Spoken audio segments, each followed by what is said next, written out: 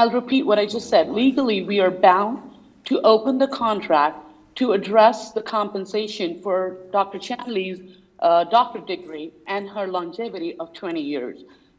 The conversation that this board had internally about the timing of the extension, and I want to give a little bit of background, even though you've spoken to it, Mrs. Kirby.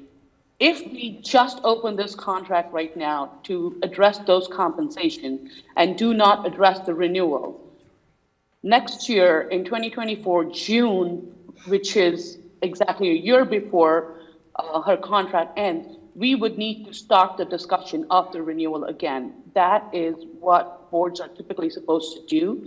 Contract terms are, for superintendents, are renegotiated 12 to 18 months in advance of expiration so that the superintendent is given the opportunity to look for jobs elsewhere if the board does not wish to renew their contract.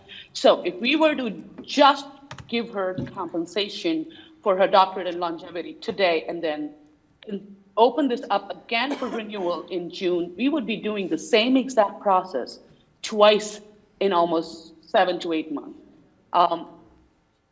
Given that we have had enough proof of the work done administratively to our student success, we had enough proof, at least board members like me who've been on the board for 2 years, to consider the renewal in the same process rather than opening it up again in 7 months.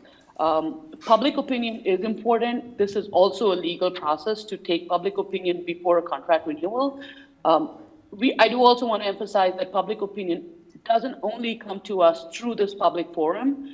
Board members like me are constantly getting public input, good and bad, for all aspects about the school district, and we are taking it into consideration constantly and not just during the board meeting when people come to the public forum.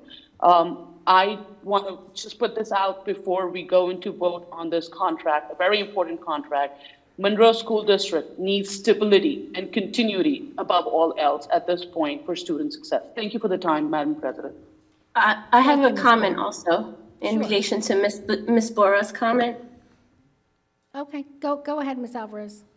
Okay, a superintendent is not a central office administrator, and the doctoral increase does not apply to her because her contract is not under the school administrator general contract, and she is not with the Administrators Association. So we shouldn't be using that as a reason to be opening up the contract at this time.